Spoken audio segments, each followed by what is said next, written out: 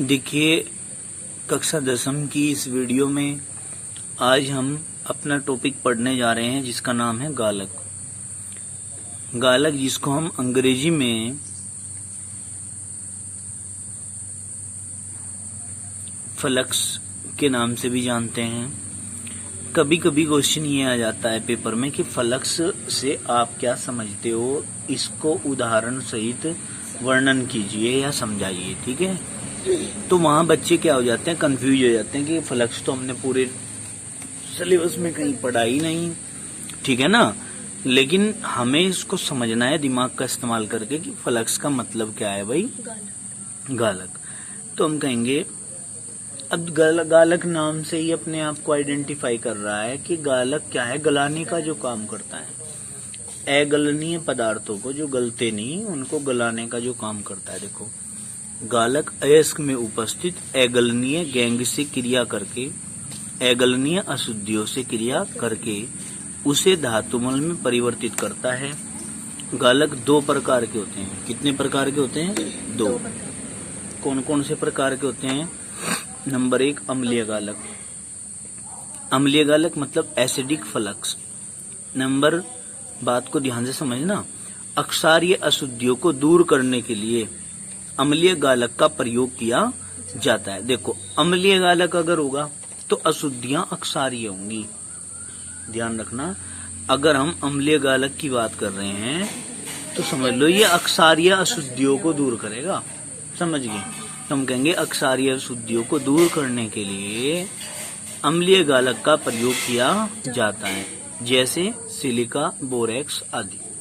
ठीक है, इसके उदाहरण है अम्लीय गालक के।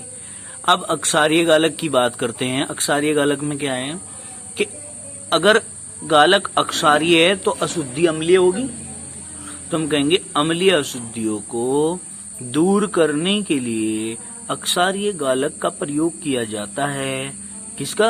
अक्षारीय गालक का प्रयोग किया जाता है, जैसे CaCO3 यानी कि calcium carbonate, MgCO3 magnesium carbonate, Fe2O3 मतलब आयरन ऑक्साइड या फेरस ऑक्साइड। ठीक है, अब देखो अपचयन।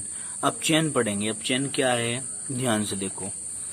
अयस्क का अपचयन निम्नलिखित विधियों में, अयस्क का अपचयन निम्नलिखित विधियों में किसी एक विधि से किया जाता है। कुछ विधियां हैं, उनमें से एक विधि का इस्तेमाल कर लो तो आप समझ जाओगे कि हाँ भाई अपचयन कैसे होता है। अपचयन का मतलब वैसे पता है क्या होता है? अपचयन का मतलब होता है क्या? हाइड्रोजन का योग। क्या होता है भाई? हाइड्रोजन का योग और ऑक्सीजन का निराकरण। ऑक्सीजन का निकलना, हाइड्रोजन का जुड़ना, क्या होता है? अपचयन होता है। ठीक है, अब देखो, कोक के द्वारा करेंगे। किसके द्वारा? कोक। अब कोक का नाम आते ही बच्चों के दिमाग में एकदम आ जाए Coca Cola, Pepsi, Thums Up है, वो नहीं। कोक नहीं, वो जैसे एडवर्टाइज में दिखाते हैं, कोक पी लो जी डर भाग जाएगा, है वो नहीं। अगर कोक पी लिया ना तो डर वाकई भाग जाएगा, क्योंकि कोक होता है कोयला। आई समझ में? और कोयला पी के ना आदमी ठंडा पड़ जाता है, समझे?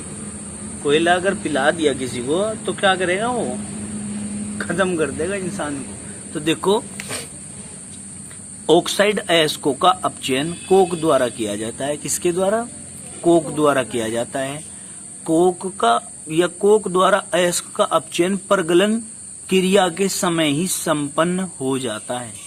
ठीक है भाई, यानी कि जिस समय परगलन की क्रिया होती है उसी समय अपचयन भी होता रहता है। ठीक है, देखो कैसे। ZnO + C = तो क्या हुआ, कार्बन ऑक्सीजन को लेकर अलग निकल गया CO के रूप में, खाली बचा Zn, ये लिख दिया। तो क्या हुआ, ऑक्सीजन निकल गया ना बेटे।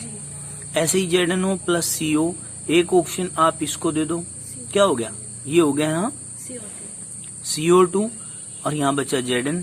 तो ZnO Zn में अपचयित हो रहा है। कौन कर रहा है? कार्बन और CO कर रहे हैं। समझ में आई बात? तो क्या हो रहा है यहाँ पर? अपचयन हो रहा है। क्या हो रहा है? अपचयन। सिंपल रिएक्शन है बिल्कुल। अब आगे देखते हैं हम कहेंगे थर्माइट या तापीय विधि। क्या? थर्माइट या तापीय विधि। देखो बेटे इसमें क्या पढ़ोगे आप, ये भी अपचयन की विधि है। देखो कैसे, यह विधि उच्च गलनांक के अयस्कों जैसे क्रोमियम, मैग्नीज, आयरन आदि के अपचयन में प्रयुक्त होती है। इन सब चीजों के अपचयन में प्रयुक्त होने वाली विधि कौन सी है? थर्माइट या तापीय विधि। अपचयन के लिए एल्यूमिनियम चूर्ण का उपयोग किया जाता है। कौन से चूर्ण का? एल्यूमिनियम के चूर्ण का प्रयोग किया जाता है, मतलब पाउडर लेंगे इसका। अयस्क तथा एल्यूमिनियम का मिश्रण तापीय मिश्रण कहलाता है। क्या कहलाता है? तापीय मिश्रण। तथा इस विधि को गोल्ड स्मिथ एल्यूमिनो थर्माइट प्रक्रम भी कहते हैं। क्या कहते हैं? गोल्ड स्मिथ एल्यूमिनो थर्माइट प्रक्रम भी हम इसे कह देते हैं। देखो Cr2O3 + 2Al = क्या करेंगे बेटे? Al2O3 हो गया, Cr2 है था ही हमारे पास, ये 2Cr के अलग निकल गए प्लस उष्मा अलग निकल गई। क्लियर होगी बात? आगे चलते हैं। 3Mn3O4 मैग्नीज का ऑक्साइड है, Mn का ऑक्साइड है ना, प्लस 8Al एल्यूमिनियम के ले लिए। तो हमने क्या किया यहाँ से देखो ध्यान से, 4 तिया कितने होते हैं? 12 होते हैं। ये देखो बेटे, एल्यूमिनियम के 8, ऑक्सीजन के 4 तिया 12, तो 4 दूनी 8 और 4 तिया 12, 3 तिया 9, तो 9 Mn के बच गए और प्लस उष्मा अलग निकल गई। क्लियर होगी बात? तो ये क्या हुई? ये हुई थर्माइट या तापीय विधि, मतलब गर्म करके क्रोमियम के और मैग्नीज के ऑक्साइड को क्रोमियम में और मैग्नीज में बदल दिया, उष्मा अलग निकल गई और एल्यूमिनियम के जो चूर्ण लिया था हमने वो इनके ऑक्साइडों के रूप में अलग निकल गया। क्लियर हुई बात? समझ में आई बात है? कोई दिक्कत यहाँ तक? अब आगे चलते हैं अम्लगम विधि। अम्लगम क्या होता है? अम्लगम होता है क्या? धातु का बचा खुचा गाढ़ा पदार्थ जो कि तली में इकट्ठा हो जाता है। कहाँ? तली में। ठीक है, किसके नीचे?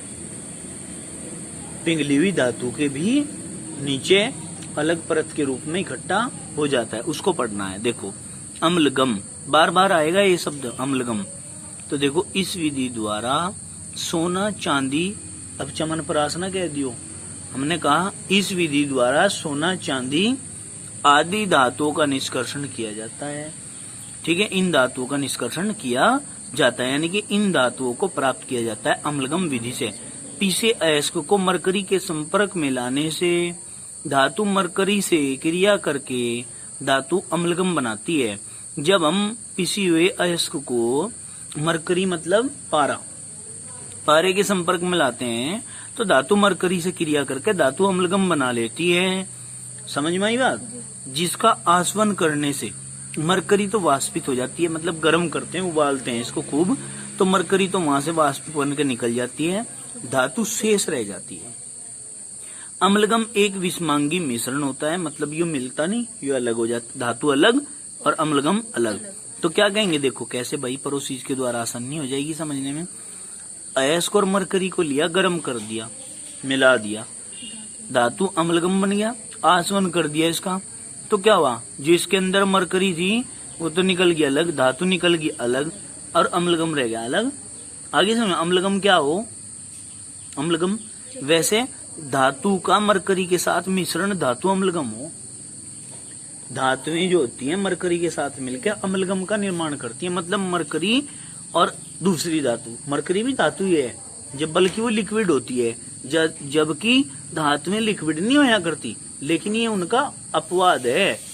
उदाहरण अपवाद का है। ये कैसा अपवाद का? इसलिए है कि सभी धातुएं तो ठोस हैं, नहीं तो ये मरकरी धातु लिक्विड क्यों है? ऐसी कौन सी धातु है जो लिक्विड रूप में पाई जाती है? आप कहेंगे मरकरी। तो मरकरी को जब दूसरी धातु के साथ मिलाकर उनका मिश्रण तैयार किया जाता है तो हम उसे कह देते हैं अम्लगम। क्या? क्लियर होगी बात? अब देखो सिस्टरन बेटे, सिस्टरन क्या है? सिस्टरन भी विधि है काहे की? धातु के पृथक्कीकरण की। देखो उपरोक्त प्रक्रमों से प्राप्त पदार्थ के छोटे छोटे कणों को गलाकर बड़े कणों में बदलने की क्रिया को सिस्टरन कहते हैं। क्लियर होगी बात? आई नहीं समझ बात? जो ऊपर आपने प्रक्रम पढ़े, इन प्रक्रमों से आपको क्या प्राप्त हुई? धातु। तो क्या कहा? उपरोक्त प्रक्रमों से प्राप्त पदार्थ के छोटे छोटे, यानी कि धातु के छोटे छोटे कणों को गलाओ, गला करके उन्हें बड़े कणों में बदल लो। तो बड़े कणों में बदलने की जो प्रक्रिया है वो क्या है बेटे? सिस्टरन है। समझ में आई बात? उस प्रक्रिया को ही क्या कहते हैं? सिस्टरन। आई नहीं समझ में? छोटे छोटे कणों को बड़े कणों में बदलना ही सिस्टरन होता है। देखो अयस्कों का सांद्रण पढ़ लो। अब सांद्रण कैसा हो देखो। अब पॉइंट चल गए तुम्हारे, इन्हें ध्यान से पढ़ना। पृथ्वी से खनित, खनित मतलब खनन करके जो प्राप्त हुए उनको खनित कहेंगे। खनित अयस्कों में अशुद्धियां जैसे मिट्टी, कंकड़, रेत आदि होती हैं। ये अशुद्धियां इसमें मिली हुई होती हैं, जिन्हें हम गैंग कहते हैं। क्या कहते हैं इनको? गैंग। ठीक है। अयस्क की इन अशुद्धियों को अलग करना, अयस्क की इन अशुद्धियों को अलग करना अयस्क का सांद्रण कहलाता है। इसके लिए निम्नलिखित विधियां प्रयुक्त की जाती हैं जो अयस्क तथा गैंग के भौतिक और रासायनिक गुणों पर निर्भर करती हैं। समझ में आई बात? देखो क्या कहा भाई बेटे, इसे समझो बात को। आपको पृथ्वी से क्या प्राप्त हुए? खनिज। खनिज अयस्क प्राप्त होते हैं पृथ्वी के अंदर से। ठीक है। तो खनिज अयस्कों में आपको ये भी पता होगा कि उनके अंदर अशुद्धियां मिली हुई हों, जिन अशुद्धियों को हम क्या कहते हैं? गैंग कहते हैं। क्या? गैंग या अदात्री कहते हैं। ठीक है। नहीं, इम्प्योरिटीज को क्या कहते हैं? गैंग या अदात्री, केमिस्ट्री की भाषा में। तो इन गैंग या अदात्री को, जो कि रेत, कंकड़, पत्थर के रूप में होती है, इसको अलग निकालना, अयस्क से, खनिज से अलग निकालना ही क्या कहलाता है? उसका सांद्रण कहलाता है। और सांद्रण की बहुत सारी विधियां हैं। वे सारी विधियां हम अपनी अलग वीडियो में पढ़ेंगे, जो नेक्स्ट हमारी वीडियो आएगी। जैसे कि गुरुत्व पृथक्करण विधि है, फेन प्लवन विधि है। आपको ये सारी विधियां पढ़ाई जाएंगी अपनी कक्षा 10वीं की नेक्स्ट वीडियो में। तो मैं चाहूंगा कि आप सभी लोग इस कार्य को जो आपको कराया है, इसको बड़े ही ध्यान से, अच्छे उत्तम तरीके से समझें। जो समस्या आती है उसको आप पूछ सकते हैं। ठीक है ना? धन्यवाद इसी के लिए।